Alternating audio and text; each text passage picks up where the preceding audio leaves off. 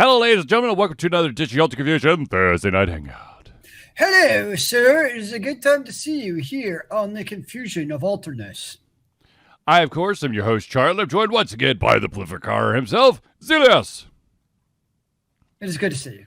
Yes, it is indeed good to be seen. Ladies and gentlemen, this, of course, is the Thursday Night Hangout. This is a weekly live show. We try our best to cover the topics that are most important to you during the show. If you haven't submitted your topic, question, etc. at this current moment in time, have no fear. All you got to do is just drop it in the chat. We'll try to add it to the list of topics for the show. If we unfortunately run out of time, we will add it to the very next show, which will be next week. So without further ado, let's jump right into it.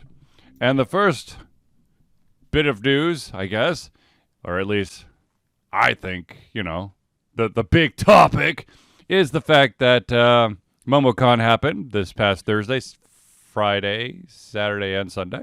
Nice. Ultra Confusion was there. There was a panel 7 o'clock Thursday night called "Video Games Change It for the Good?" And did they change for the good?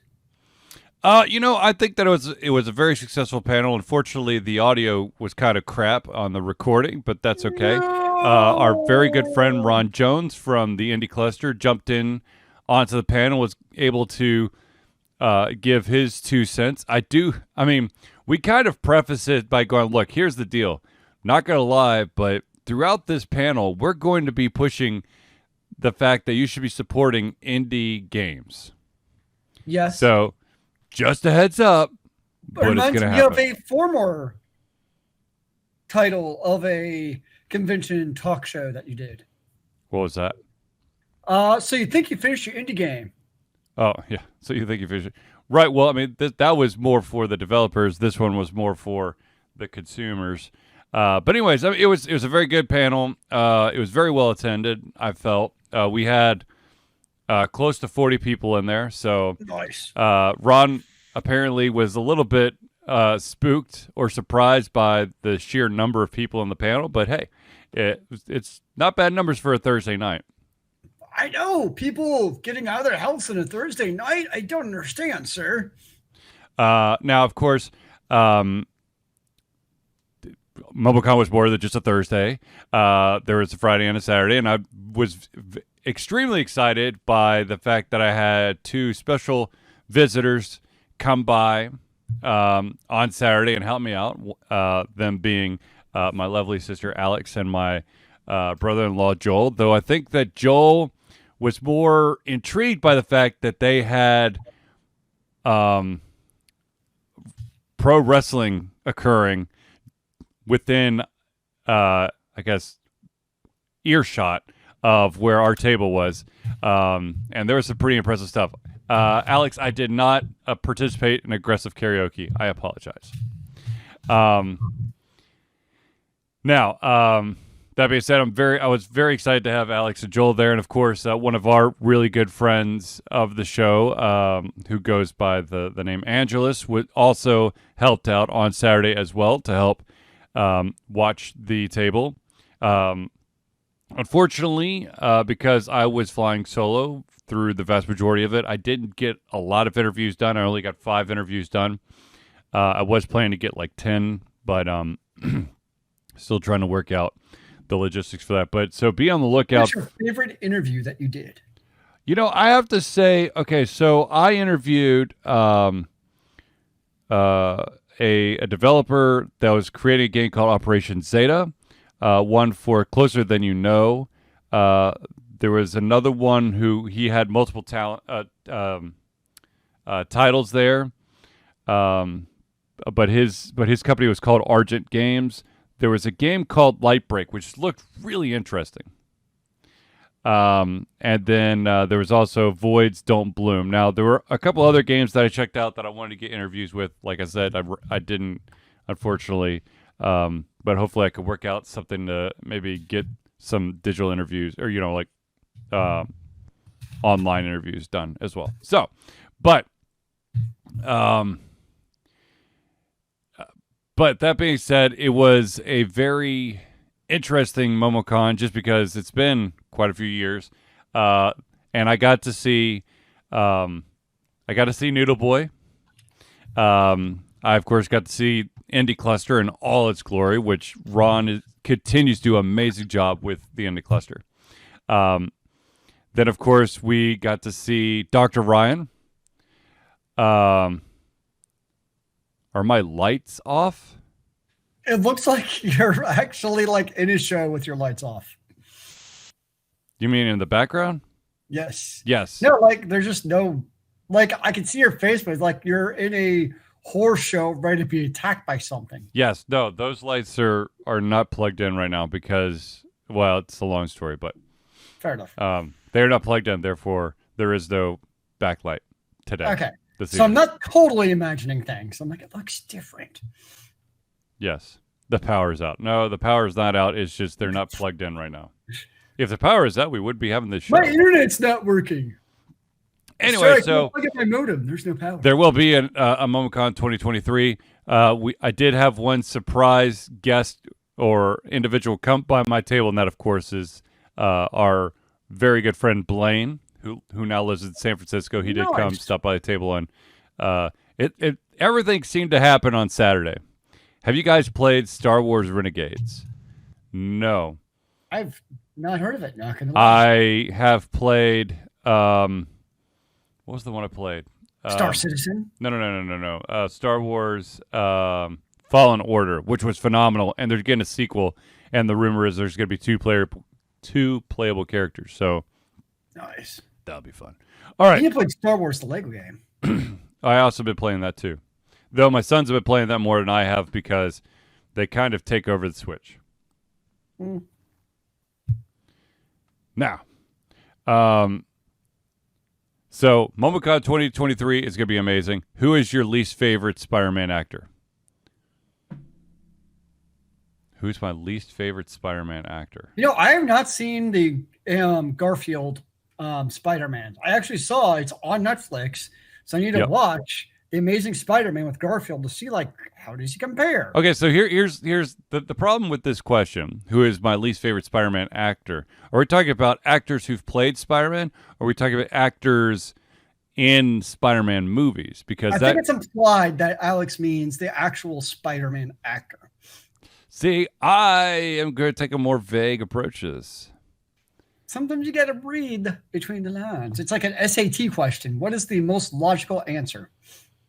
I don't go for logical answers, so boom. Played Spider-Man. I don't know. I guess Garfield, because I haven't seen Garfield.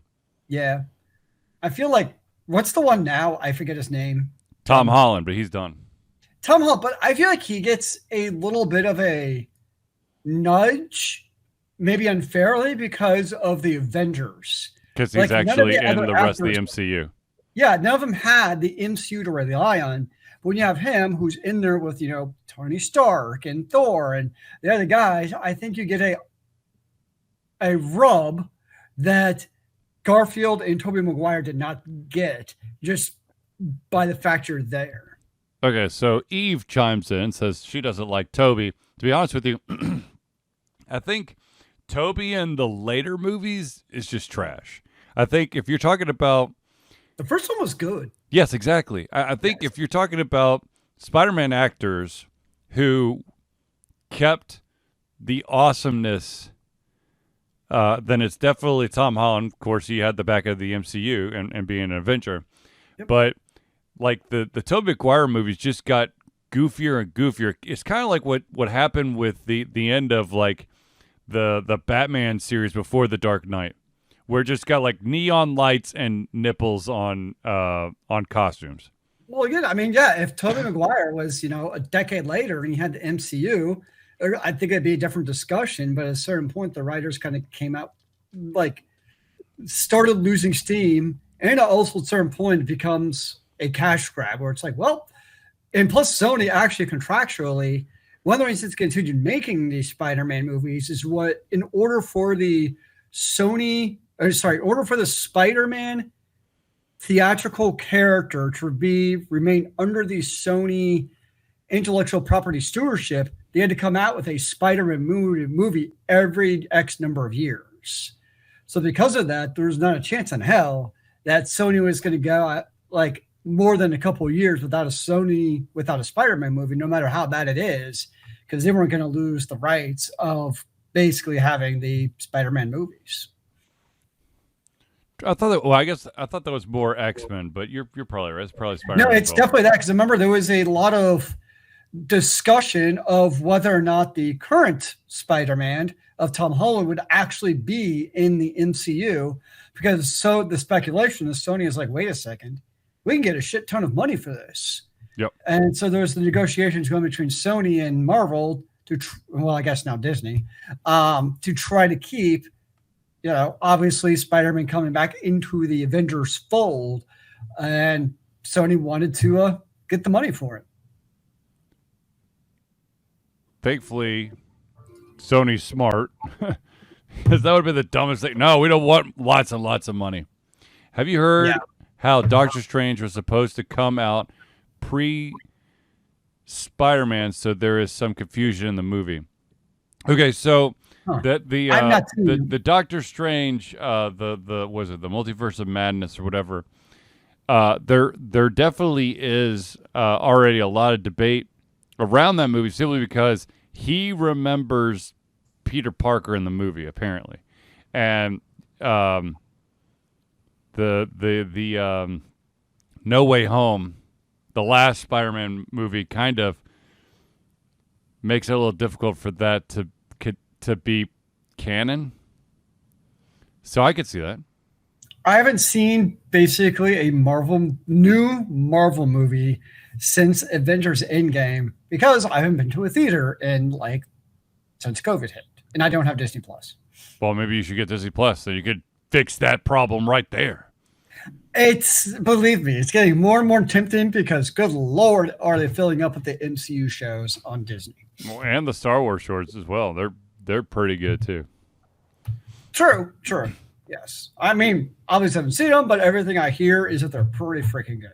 Speaking of MCU shows, one of the shows that I just finished watching right before MomoCon was Moon Knight.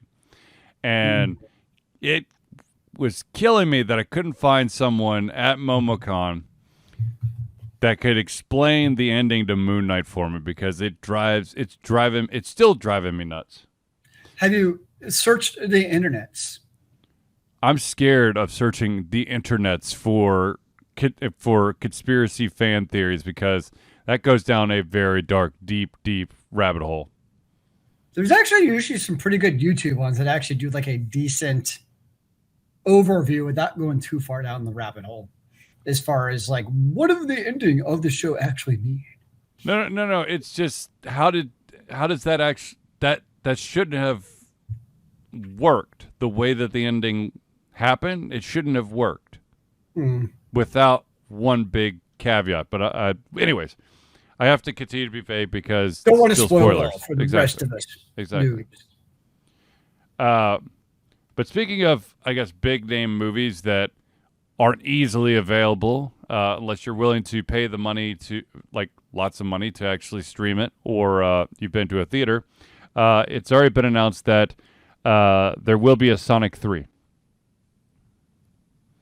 Hey, another franchise that keeps on making money and doing it well, apparently, because I've not seen either of the two Sonic movies. What's our thoughts on The Witcher 4? I will let you know in like 6 years. I mean, sir, like, I don't expect the new Witcher 4 to come out for many years. I mean, they're still fixing Cyberpunk 2077. No, that's fixed. There's supposed to be more patches coming out. Right? No, right. But it's like fixed. Yeah, it has been largely fixed from what I've read. But yeah, I don't expect anytime. I mean, cool. Yeah. Will Henry Cavill make a guest appearance as one of the Witcher variants in it? Who knows? The only thing that I've heard is that the research phase for like all of the lore and whatnot has concluded in regards to The Witcher 4, the video game. If you need to do research, like, there's probably a guy you could ask who wrote the books. You might know a thing or two. I think they're just trying to see how far. Well, they probably were. That's probably what the research was. They just sat down with him and Henry Cavill and just spitballed ideas of would this make, would Geralt actually do this? It depends. Is it a grunt or a fuck? Or, what was it? What was the, shoot, I forgot what the other thing was. Are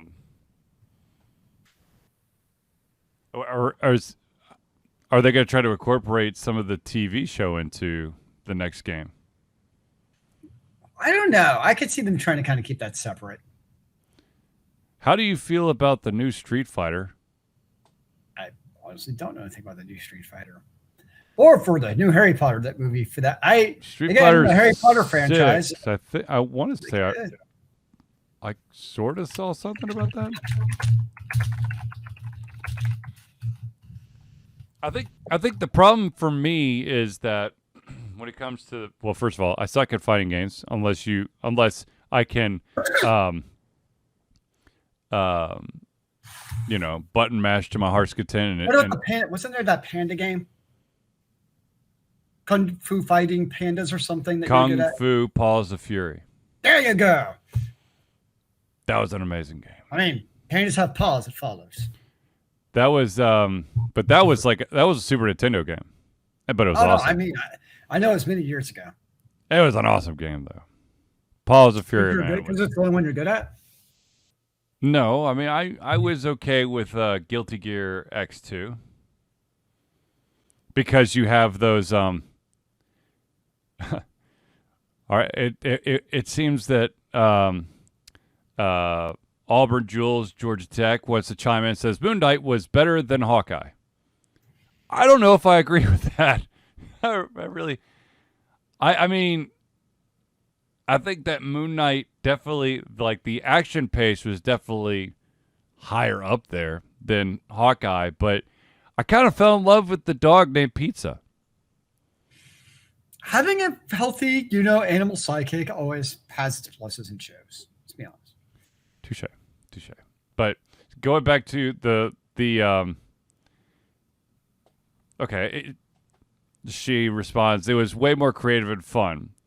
I could see. I mean, well, the other thing is that we kind of already know who Hawkeye is. I mean, we've seen him in the MCU, and having his own TV show was cool. It was interesting. It kind of allowed for a little bit more background on the character Ronan, and allowed for some cameos. But I don't know. Moon Knight, that ending just makes me. There's too many questions in my head. Let's put it that way. Speaking of questions, how do you like the Mapples with the French government banning the English gaming terms of streaming and esports and other things? And the reason behind it is to basically, they don't want to further dirty their language. They are trying to preserve the purity of the French language. Therefore, they want French individuals to utilize the French verbiage for streaming and esports. Sure, I think people will probably still just call it esports and streamers, and the French hooty tooty people can whatever. So basically, the French governmental Gazette, which publishes major legal information, has overhauled the rules on using English tech jargon. The decision has reportedly been made in an attempt to preserve the purity of the French language and to ensure that game players in France don't use anglicized terms for activities and concepts that can be explained in French. Sure. Yes. Again, it'll still be esports and streamers, I think, to like 98% of the people. So examples that were given were the English jargon pro gamer. Then they gave an example of how you would say it in um, French, which I could attempt to do, but I'm going to butcher it. So let's try not to. And then of course streamer. God dang it! Now we have. Come on, use your French skills, man. Okay, fine. Pro gamer, it's joueur professionnel, which is basically professional gamer.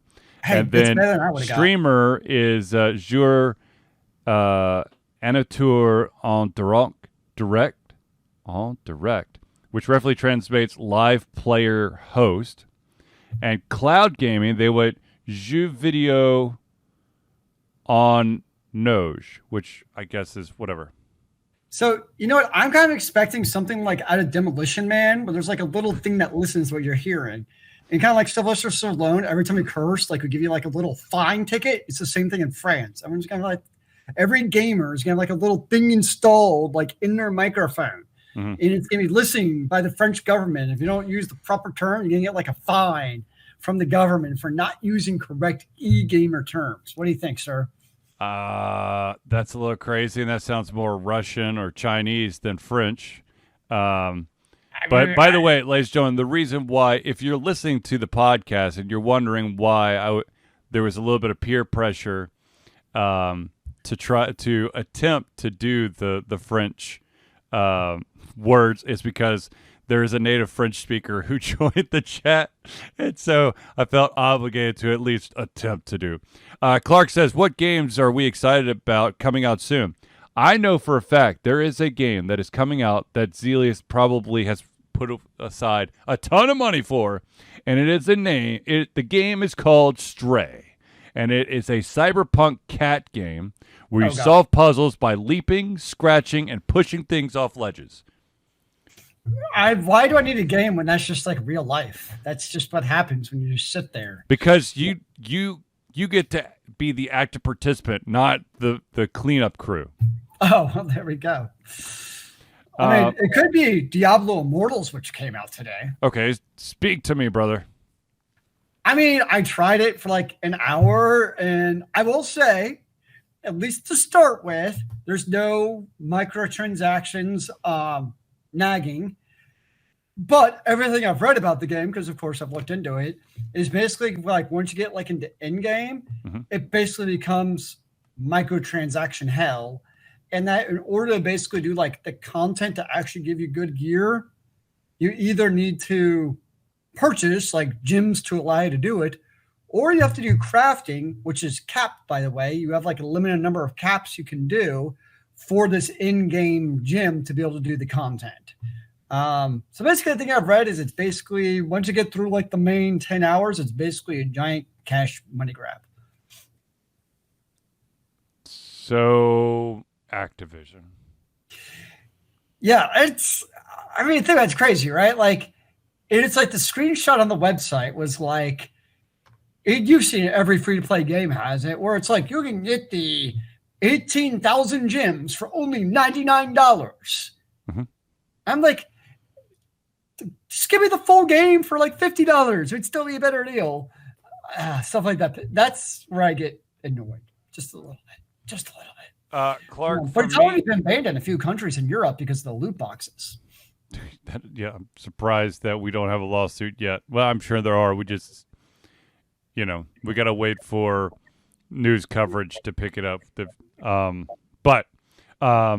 The game, there's two games that I'm interested in. That, of course, is the upcoming Alan Wake, and of course the remake for Dead Space, where I pray that they go the Dead Space 1 and 2 route, not the number 3 route.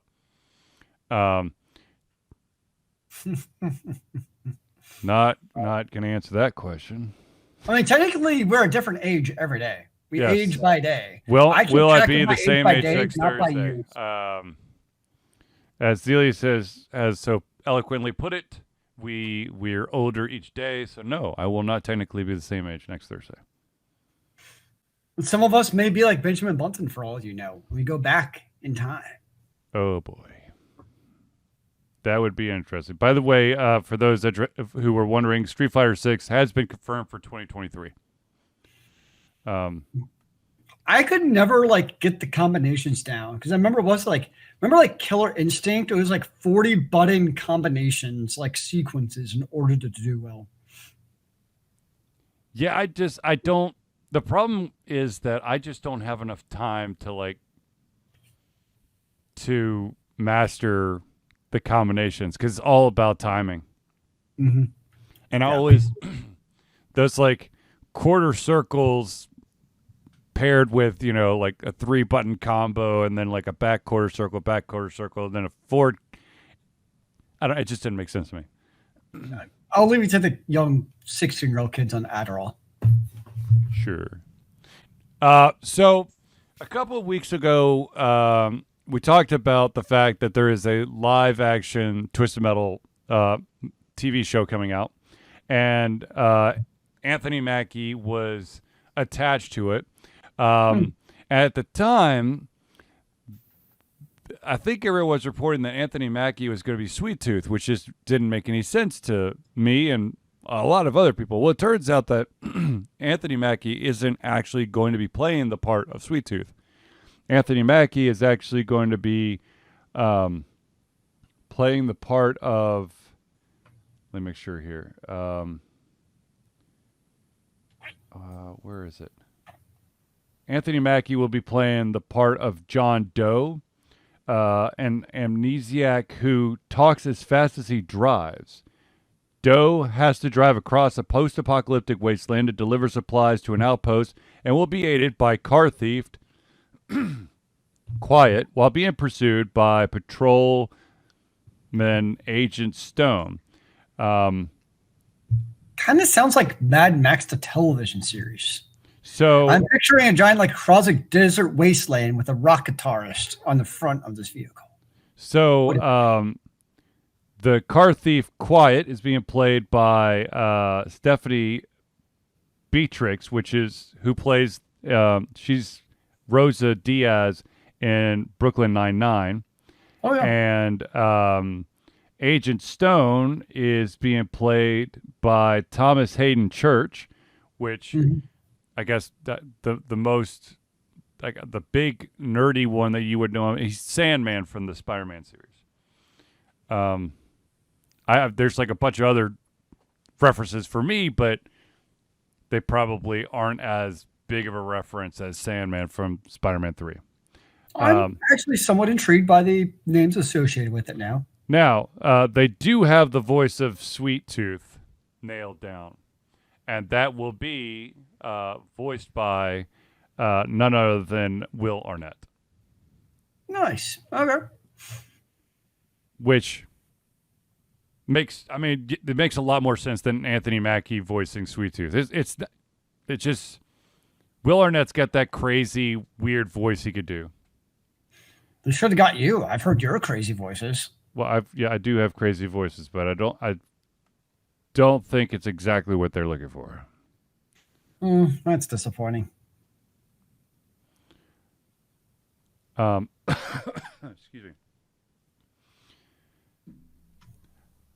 Don't die, Dennis. I'm trying not to die. I'm sorry. My throat is a little bit sore from the convention and all the chit-chatting. So, on the bright side, if you do choke, like there's probably somebody in the house who can help you. Possibly. All right, ladies and gentlemen, we're going to pause just for a second to do the friends of the show. These are the amazing individuals who help us show their love and support and help us be the best we could be. So, and ironically, 3 of the 4 were at MomoCon. Charlie could do a great Dumbledore voice. Okay. Maybe he is Dumbledore. No. Okay. No, and it's the original Dumbledore, not the replacement Dumbledore. In my opinion. To lowly plebs like me, they sound the same. Wow. No, they do not. They do not. Anyways, ladies and gentlemen, let's give a shout out to the friends of the show. The first one, of course, and this means even more because this gentleman jumped in and helped me on my panel. Ladies and gentlemen, let me talk about the Indie Cluster.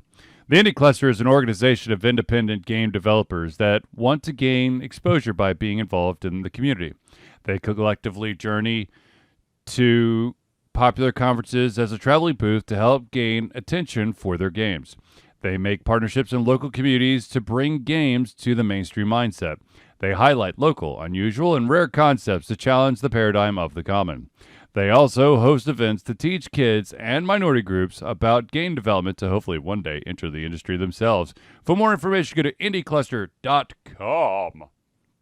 And I know that they're aiming to try to go to a big convention up north, more like Midwest North-ish area. So the next one we guys talk about is the amazing Noodle Boy Media.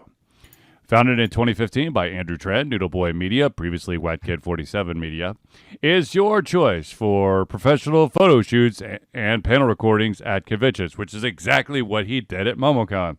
They pride themselves in providing a high level of professionalism, top-notch experiences, and quality services. If you want more information and to view their full list of services, check out facebook.com/noodleboymedia. Now, everybody's favorite chiropractor, or soon-to-be favorite chiropractor, because if you were at MomoCon, you definitely should have stopped by and gotten an adjustment. And I know that there's quite a few individuals who definitely got adjusted, and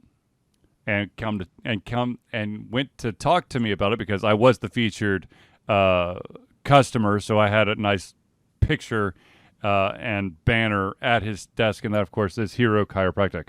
Hero Chiropractic is a unique healthcare practice set up by Ryan Moore. The company's focus to elevate a patient's experience of freedom, creative expression, and joy. They believe that everyone can be a hero and has incredible heroic potential inside themselves waiting to be unleashed. Hero Chiropractic focuses on mobile chiropractic care in the greater Atlanta area. They are committed to healing clients by creating a plan of action uniquely suited for each person. They make that plan of action as convenient and affordable as possible, and most importantly, suited to your individual needs. If you want more information, go to herochiropractic.com. Now, the last friend of the show that we've got to give a shout out to is Crosspad Creative. Need a new logo or want to work on a full branding and content strategy? Or maybe you need music or audio for your content. Crosspad Creative offers a whole host of solutions for individuals and small businesses. Just email Josh at crosspadcreative@gmail.com and see what he can do for you. Now, since we did that, we've definitely got to give the one most important thing that Alter Confusion loves and supports every single year. So let's do this. Ladies and gentlemen, Alter Confusion will be participating in yet another year of Extra Life. Extra Life is gamers doing what they do best, game, to help sick and injured children at their chosen Children's Miracle Network Hospital. The money that we raise through Extra Life will go directly to Children's Healthcare of Atlanta as unrestricted funds. This means that the hospital decides where and how to spend the money to ensure the dollars we raise make the biggest impact in the lives of the children they treat. So if you have the capacity to donate, please go to extra-life.org and search for Altered Confusion. While we're on the donating bit, ladies and gentlemen, I do want to point out that Alter Confusion does have a Patreon. Patreon is a way for us to survive on the love and support of fans like you. Patreon lets you, the fans, the lovers, the haters, the supporters, the interdimensional beings, the demigods, the demons, the angels, the spooky individuals, and more to become active participants in the work we love through a monthly membership. This gives you access to exclusive content, community, and insight into our creative process. In exchange, we gain a bit more freedom to do our best work and the stability we need to build an even stronger creative career. We currently have two tiers. We have the $1 a month, that's $12 a year tier. What that will give you is early access to all of our playthroughs, as well as patron-only posts that could potentially help shape the future of Ultra Fusion. Now, if you want to jump up to the next level, it's $5 a month or $60 a year. Not only do you get everything at the $1 level, but you also have gained the ability to have your name or organization added to our thank you section for every single Thursday night hangout.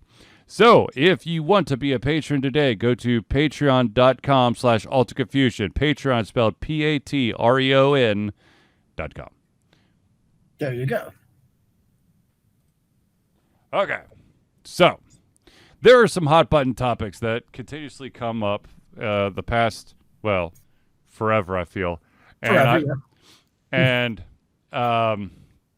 you know, it's a topic that I think we're all sick of tired of talking about, but unfortunately it keeps happening. And that is unfortunately the continuing trend of trying to utilize video games as a scapegoat towards violence instead of trying to address the actual issue. You know, I feel like it. Unfortunately, all of a sudden, it's tragic, incredibly tragic. You know, violence that could easily be avoided, and somebody has to open up their mouth saying, you know, well, he played video games, so that's got to be it. And well, I think it's an easy scapegoat. I mean, instead of actual having, just look at Texas. They're having a special session to discuss the tragic events and whether or not you think there should be gun laws. They are not even, the governor is basically like, nope, we're not even discussing it. So It's like when you won't even be open to even discussing what the actual root causes are, it's really hard to take it seriously when people just kind of cast lots of like, oh, it's video game causes violence, even though there's no evidence to show that's the case. There's actual, like, you know, studies that have been done that say that that's not a linking factor. The other thing is, and anybody out there who is a celebrity or someone who is an influencer, someone who has a platform, I don't care who you are. If you have your platform, then, and you feel strongly about what's going on and that there needs to be change, then I applaud you for utilizing your platform. I am sick and tired of people going, well, it's not the right time, or that's, you know, you should stay quiet on it because you're just an athlete or just a movie star. Or what does that even, like, that is literally the dumbest statement. Like, what does that even mean? Like, it makes zero logical sense, literally, that people should stay quiet because they're in a position of which people listen to.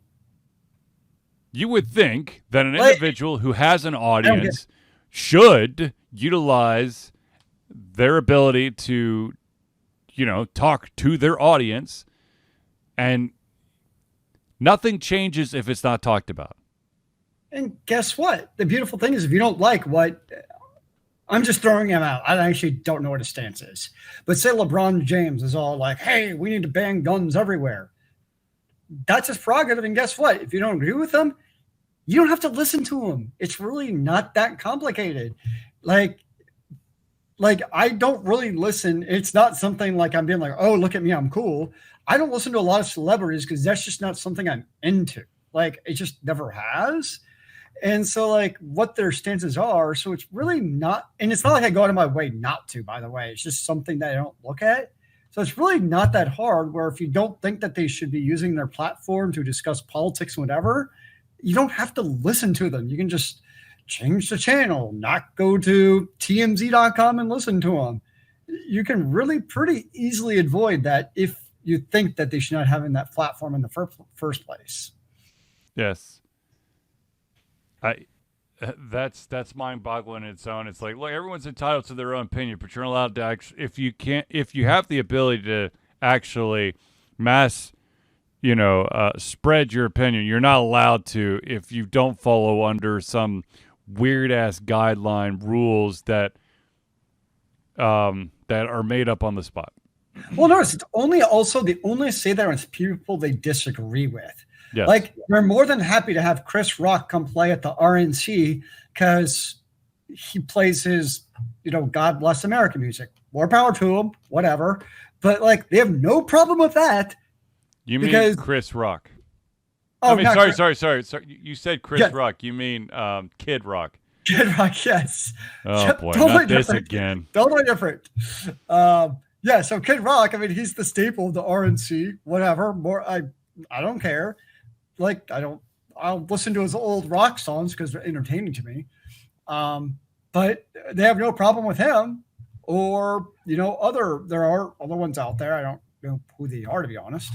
Yeah, it's a cop out to basically being like, hey, let's not talk about this. And if that is not the time to talk about it, when is the time to actually talk about these issues? Never.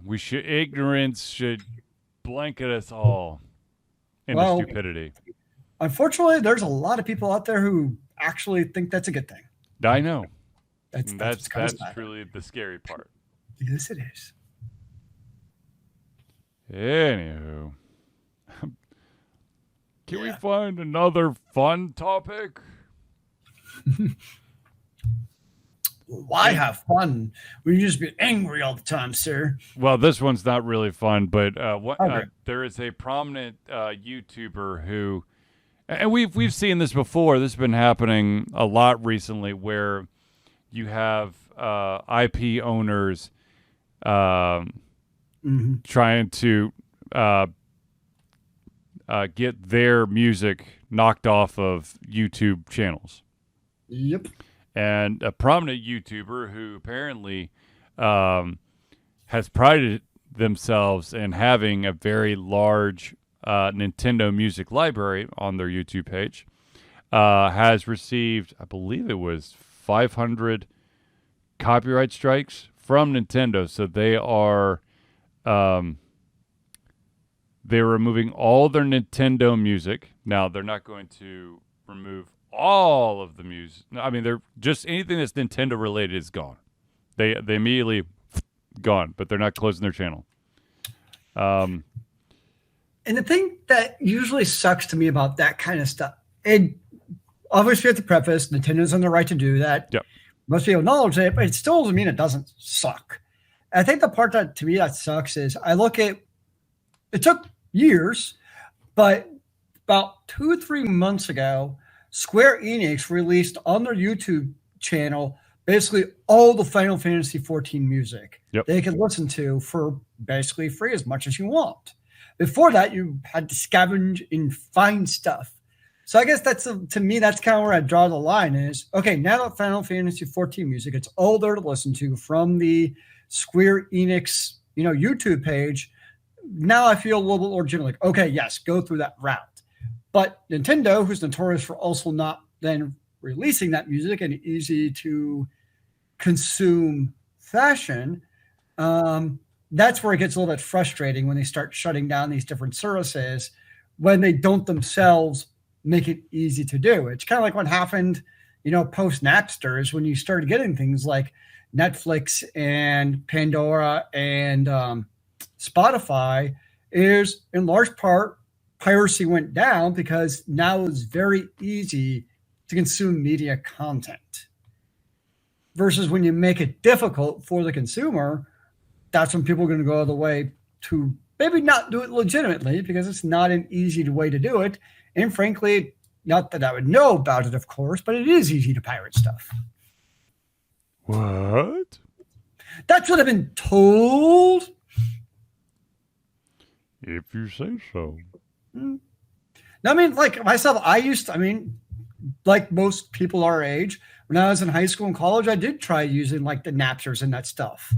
But once, I dabbled in the Pirate Bay and that stuff. But once stuff did go easy to consume in terms of digital streaming, I've also had little to really no reason. Steam is also a part of that for video games. Yep. I really had little to no reason to even need to pirate games if I wanted to. I mean, even for the old games, you have services like Good Old Games, GOG, I guess it's called now, to access a lot of your older library. So to me, it's also that ease of access has really eliminated that incentive to do it. But then when you have like taking down of that easy to consume content, that's what could potentially drive people who had got it that way to a less nefarious, or sorry, a more nefarious method of consuming content. Right, I agree, and I think the biggest issue is when you create those music libraries, is that when you have X amount of viewers, you start gaining money per view, and then that's where you get in the true hot water, is that you're making money off of, Yeah, but once Nintendo does the strike, you're not making money off of it. I mean, right. No, I'm just saying that up to that point, that person, I don't know how many songs they had, but let's just say that they had, like, I guess they had 500 strikes. So just say they had 500 different songs. If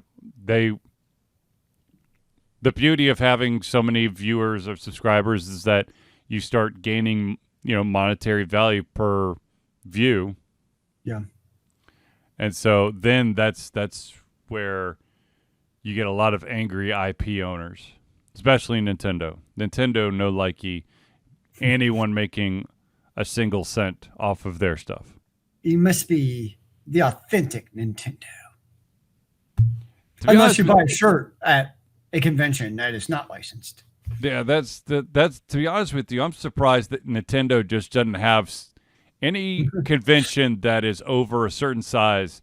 I'm surprised they don't have like some undercover person going, okay, these guys are gonna be a troll, these guys are gonna be a troll, these guys are gonna be a troll. We're gonna be busy with all these lawsuits of unlicensed T-shirts and wall clocks and glassware and all of it.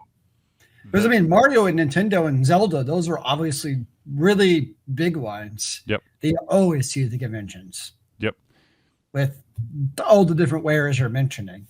My guess is because it's kind of like a one-off thing, like it's for that convention, versus it's not like I have selling my Zelda wall clock on Amazon.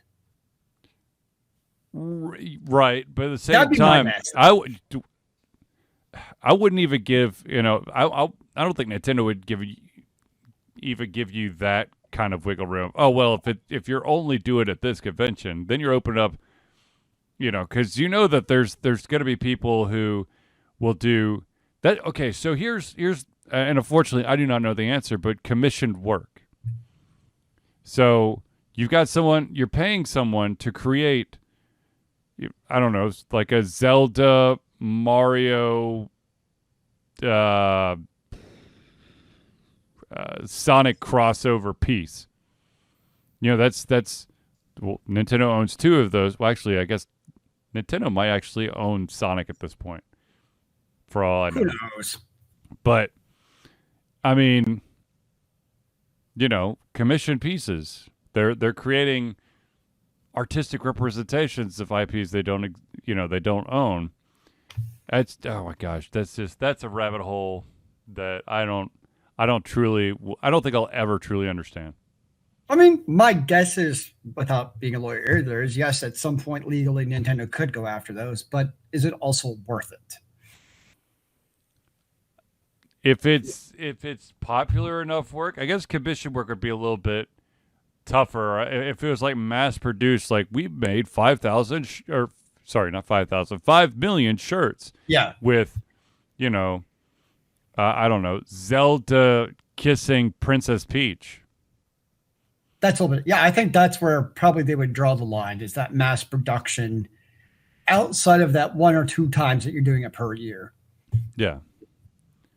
That would be very interesting to see if your inventory is like, I make 20 Zelda Shield wall clocks a year. Are you going to come after me? Well, because I know there is that one guy who does woodworking at conventions. He's there. He was there. Yeah, and he goes to MomoCon. He goes to Dragon Con. Yep. He's been to other ones, and he goes to a lot. And that's Actually, I think they sell the internet now that I think about it, because that's how they make their livelihood. It's like a family thing. Yeah, I mean So, that's the thing is that a lot of these, yes, you make some good bank when it comes to conventions, but at the same time, you've got to have an online store if you're going to continue to do that as your livelihood. yeah. I don't know. One of these days we'll find out. To be honest with you, if I was an artist that followed underneath this umbrella, I'd be scared to speak up because I do not want myself spotlighted on, am I doing something that could get me sued or not? Try to keep your head underground as much as possible. Exactly. People could talk about my stuff. Make sure you're incorporated as an LLC, so if you do get sued, you don't actually lose anything. Yes, though technically that doesn't completely protect you, from my understanding, but it's much harder to come after the individual. Final Fantasy 16 is coming the summer of 2023. Yeah, I saw that. I saw that was announced. I don't know. I'll probably still play 14. And there's people still playing 11, so I'm always kind of shocked, honestly, that 11 is still online. I'm like, still exist? Yeah, dude. What was it? There's a guy who, like, one of the main, I guess,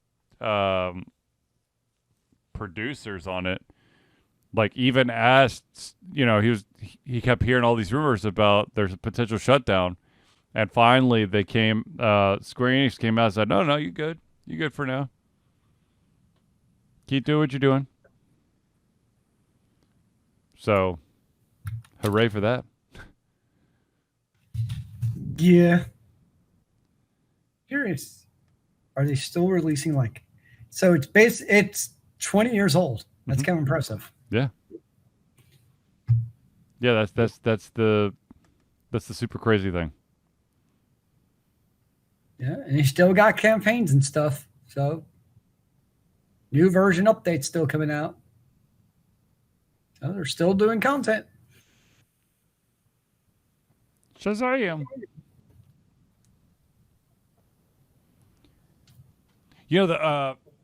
Going back to we were talking about Diablo Immortals and how certain countries have already,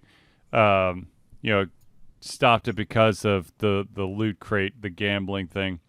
That was one of the things that actually gambling or games of chance is one of the things that came up during the panel during Absolutely. MomoCon, and I got a little bit, I guess, overexcited. I was like, look, I'm gambling with my life every single time I twitch my finger. So should I ban this? Because the fact of the matter is that a game of chance literally could boil down to if I hit the jump button at the right time. If it's really what you want to do. If you really want to, dig into it.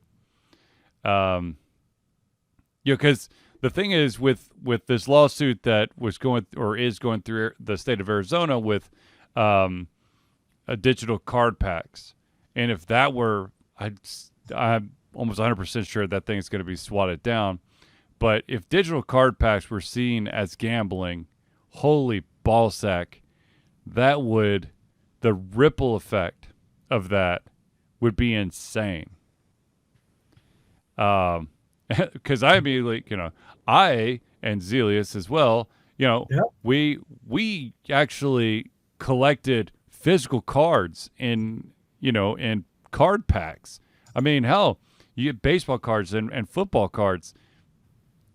Yes, it is a game of chance. You don't know what card you're going to get in there, and that's the exciting part. It's what drove sales up.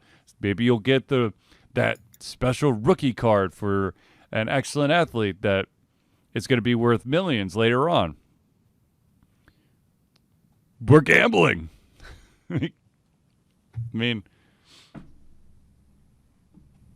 I don't know. Yeah, I think the difference in a game, I think where it comes down to is more the predatory nature. Like in a CCG, you at least are somewhat in a level playing field. Granted, I know people can buy more packs, Yep. but in these games, like you buy like the legendary pack versus the regular pack, and it's very like I can still play as many games as I want with not Final Fantasy, Magic the Gathering. I might lose a lot, don't get me wrong. Yep. But I can still play as much as I want and still play against even people my own elo or level. Versus a game like with loot packs, where you're actually literally gated to get to the next content until I basically pay money is what it comes down to. And at that, it's not just that paying money, there's a gambling chance at that to even be able to do that. I think that to me is definitely a differentiation of the two. And I am kind of curious, though, to your point, though. Like, I mean, I see a clear difference, but I know what you're saying. Like at some point, will the countries kind of be like, are CCG games also the same thing if we do bring it to its furthest logical conclusion? Yep. I think they're different, but I can see where they decide, like, but then you go further down the rabbit hole, and you might as well just ban all video games while you're at it. Because they're all gambling. You're gambling with your time to spend with your family. Oh Lord. Yeah. Oh, I mean, I have no problem with banning reasonably predatory loot boxes, especially when it's for basically when it gives you a random advantage to basically advancing content, and it's not just cosmetic. Mm-hmm. So I definitely do see those parts. But again, as we see with a lot of laws, is what's that saying? The road to hell is paved with good intentions. Yep. So it could be, I don't know. It'll be interesting to see what happens. I don't know. But I'll probably continue to play the game and just kind of see what I think of it. It's also on PC. I don't plan on playing on PC. I'm just going to try it on mobile phone and see how that goes, and just kind of go from there. Well, there you go. We'll find. I'm sure there'll be some kind of middle ground with how far we could take the concept of game of chance. But you're right. There are there's of course there's so many games out there that you get a pretty good chunk into the game, but then you're at the mercy, sometimes predatory mercy of companies out there that are going to make you squeeze every single penny and nickel and dime out of you just so you could get an additional 10 minutes of gameplay. You played the AFK hero type of games also, like the 5 or 6. Every single one of those, to me at least, would probably fall afoul of the gambling laws, because there absolutely comes that certain point in the game where you have to pay money, usually with crystals, wherever the currency is, in order to advance, to unlock randomly. You don't know what you're going to get. Your magic card packs of, the newest and best hero that you need to advance to World 20-4. At every single, they all do every single of the games. You get to that certain point, and you're like, "Oh, I hit the paywall." The limited time exclusive character crossover cards that you get this one super duper uber awesome powerful card with the chance of getting a bunch of other uber powerful cards which you'll never get. Yep. Because you do look at the actual loot box. I remember there was a law that was passed where at least now they have to print the percentages. Yep. It's usually in fine print. You have to find it, but it's there. And if you actually look at the odds, they're usually not in your favor. No, they'll never be in your favor because they want you to keep coming back and buying more. Well, and the thing is, too, if you also look at these games and I think this is the hard part where, myself included, you see the $99 gem pack, and you're like, what the hell? This is dumb. Mm-hmm. The reality is, these free-to-play games, they make their money. They're not off of me and you, because I always ask, like, hey, where's like my reasonable $5 to $10 pack that's going to get me advanced in the game? Mm-hmm. Those aren't there because that's not where they make the money. They make the money off those 1 to 10,000 to more than that whales. They make it off those, trust fund. I use it literally, the trust fund kids who are spending thousands of dollars on basically gambling in this video game. That is factual of where these free-to-play games are making their money, is off those whales spending 5-6 digits. Kids, they gotta be the cool kid. They gotta have the uber awesome, perfect card grouping or whatever. Yep. No, because you look at every one of those games, like, because you always have like the tiers of like who's the best like lineup in the game. And there's been games where like I played from like day one of free to play, and you look at what they have, and we're like, wow, like, because you can start kind of doing the math to figure out like, how much money did this person spend? Either they're extremely lucky or they spend thousands on thousands of dollars. You might potentially get 1 or 2 lucky, but for the most part, I'm going with the later. Because at a certain point, it comes like a sheer number to get like your 10-star super evolved hero requires like 20 of those character cards. Yeah, yes. The merging and combining to make them uber powerful is It gets pretty insane, the actual number of those that you have to get from a loot box. Yes. I do want to mention something before I forget again. As is with every single convention that an individual goes to, I want to stress this. This should be everyone's stance. Of course, it's Ultra Confusion's stance. Cosplay does not mean consent. Some cosplay do have risque combinations, but that does not mean that you should act upon it or towards someone who is in that cosplay. 100%. I also look at it as, like one thing conventions have started to do, but they've been doing this for, I guess, for a couple of years now, is they have like the safe place rooms. Yes. And I kind of look at it as like, noise aside, obviously, the entire convention should be a safe place for convention goers to go. And it kind of irks me because every time you're like, yes, it should be a safe play, you get some boomer who's like, oh, you special snowflake and you can't take it. It's like, it's not about being, I can't take it. It's about creating an environment that is inclusive and welcoming of all people of all walks and lives, so that they feel welcome there, that they're not going to be taken advantage of or, whatever the case is, and that they all feel welcome there is important to, I think, everyone's happiness and sanity, to be frank. Like, and frankly, if you're that person who's like, oh, you shouldn't have a safe place, you got to be able to take it. Well, screw you. We don't want you at our conventions, frankly. Yeah, you could go. Like, you're the person I don't want going there, because guess what? That's probably going to be the jackass who's going to go get a picture with, as you put it, one of the cosplayers and try to grab her ass thinking it's funny. And it's like, no, it's actually not at all.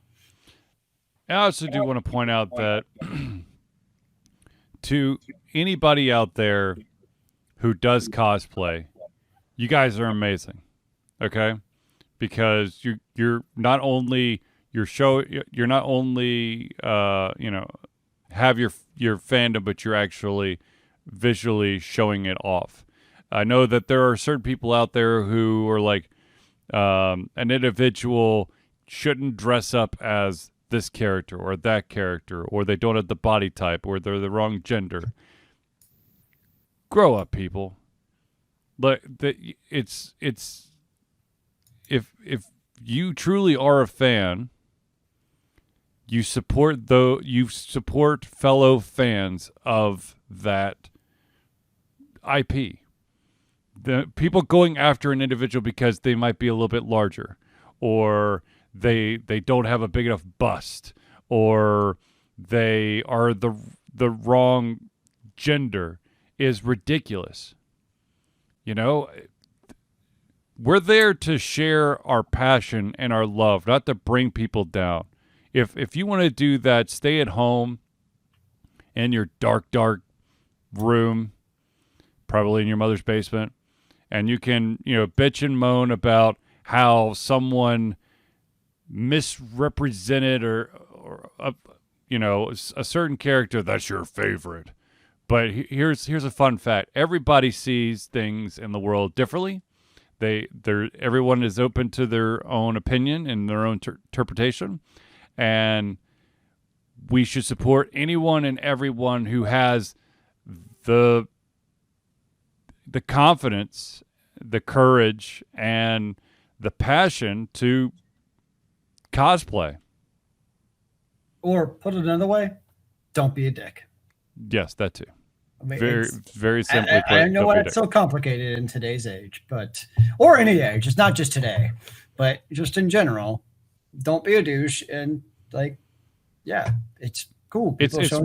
Once again, it's if you don't like the way that someone's cosplaying something, cool. Just go along your day. You don't have to, you don't have to agree with the way someone's done something. There's this beautiful thing of my way's the right way, sir. You're wrong. There's no such thing as the right way almost 100% of the time. There are many right ways. There's not one. Anyways, all right, so ladies and gentlemen, I think we've reached the end of this show. I'd like to thank everyone for tuning in to the Ultra Confusion Thursday Night Hangout. For myself, Charlie, and Zealeus, it's been a pleasure getting everything come our heads, our mouths, and of course, our hearts. We'll be back next Thursday for another Ultra Confusion Thursday Night Hangout. Remember, kids, keep on gaming in the free world. Amen to that, brother.